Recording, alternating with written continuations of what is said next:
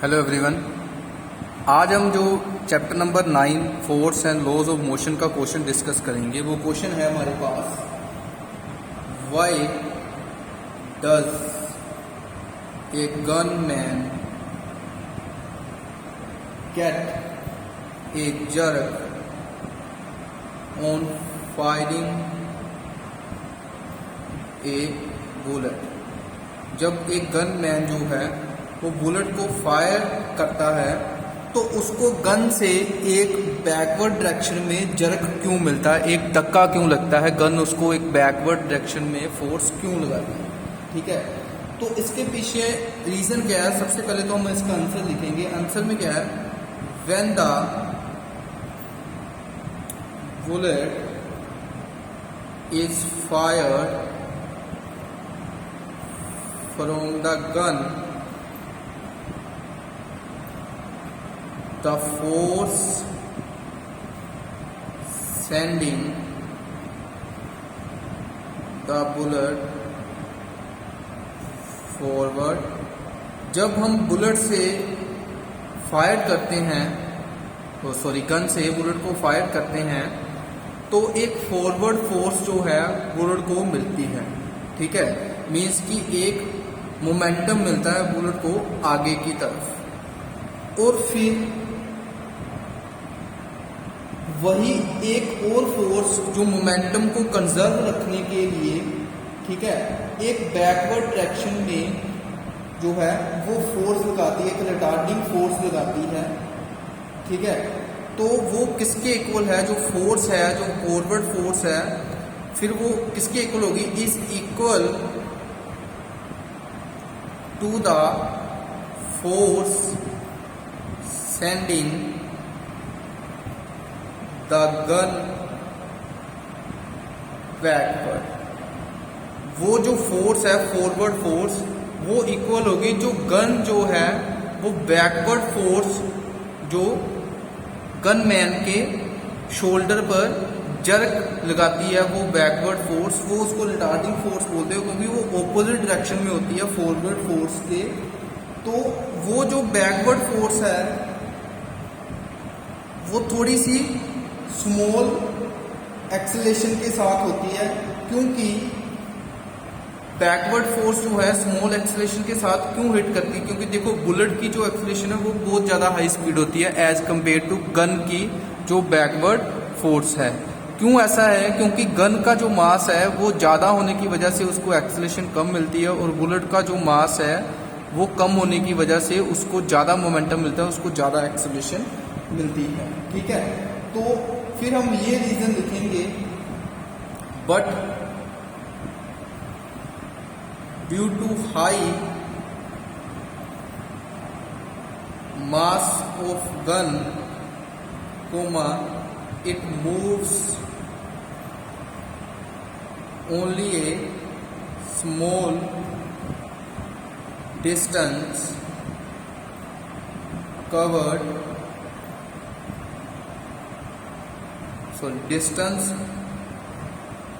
backward with small acceleration and gives a jerk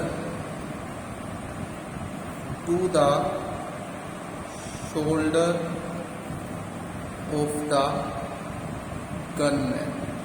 वो जो forward force है वो इक्वल एंड ऑपोजिट रिएक्शन भी देता है न्यूटन थर्ड लॉ के अकॉर्डिंग। मतलब कि जितनी फोर्स आगे की तरफ लगी वही फोर्स एक पीछे की तरफ भी रिएक्शन भी मिलेगा। जितनी फोर्स गन ने आगे की तरफ बुलेट को दी, बुलेट से भी एक पीछे की तरफ मोमेंटम जो है वो गन को मिलेगा, लेकिन वो मोमेंटम जो वो फोर्स है वो थोड़ी सी वीक होती है एज कम्पेयर टू बुलेट के, क्योंकि उसका मास जो गन का है वो ज़्यादा, इसलिए उसको कम एक्सेलेरेशन मिलती है, और वो थोड़ी स्मॉल एक्सेलेरेशन के साथ थोड़ा सा जर्क लगता है जो गन मैन है उसके कंधे को। तो इसके पीछे ये रीज़न, आप न्यूटन थर्ड लॉ के अकॉर्डिंग भी इसको क्लियर आउट कर सकते हो।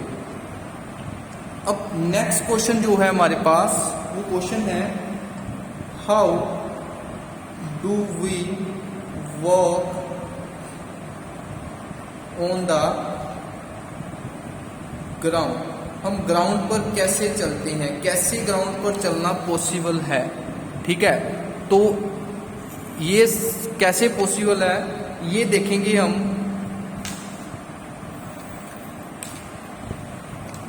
When we walk on the ground then our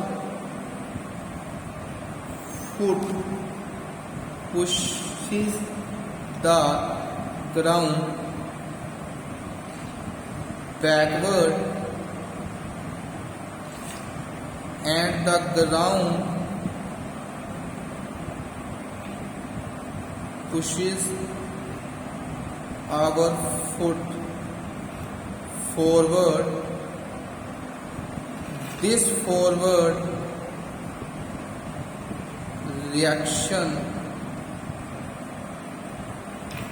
on our foot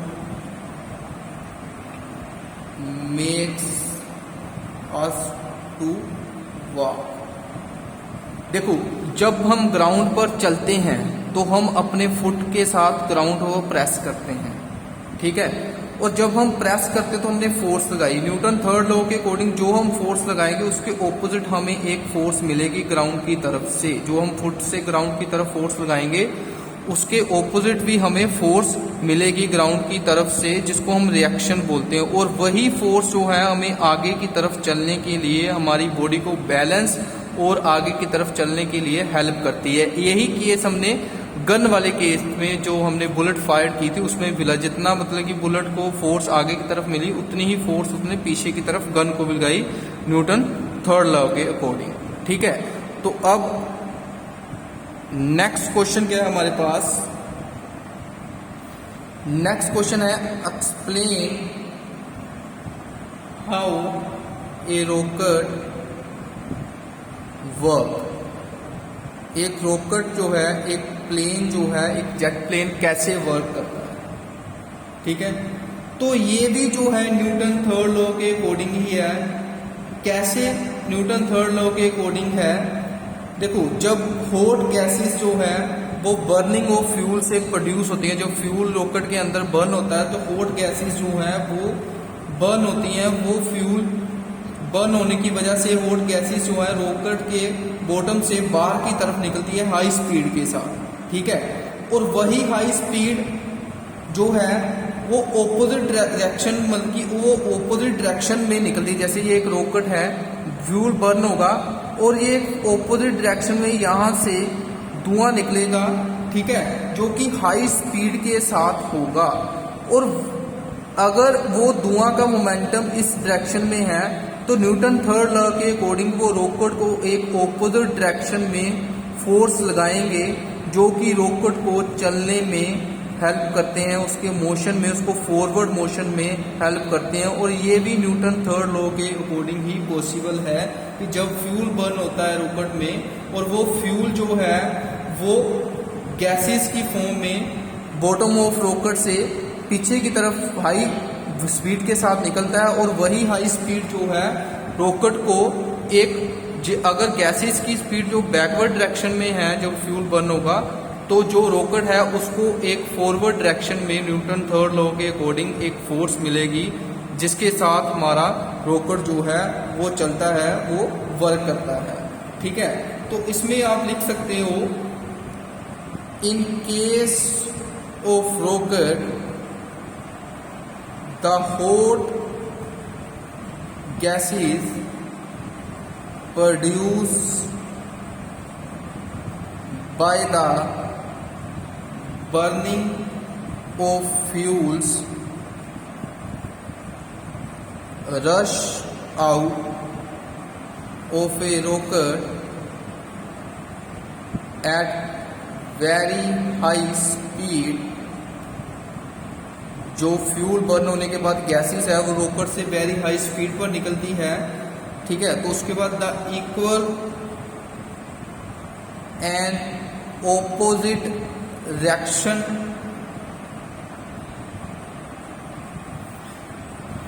of backward gases, जो गैसेस हैं वो अगर वो बैकवर्ड गैसेस जो है वो एक इक्वल एंड ऑपोजिट रिएक्शन देती है, रॉकेट पर लगाती हैं, जो कि उनको पुश करता है रॉकेट को हाई स्पीड पर चलने के लिए। पुशेस द, ठीक है, backward gases pushes the rocket at a very high speed. तो ये तीनों क्वेश्चन का जो मेन प्रिंसिपल था वो Newton third law of motion he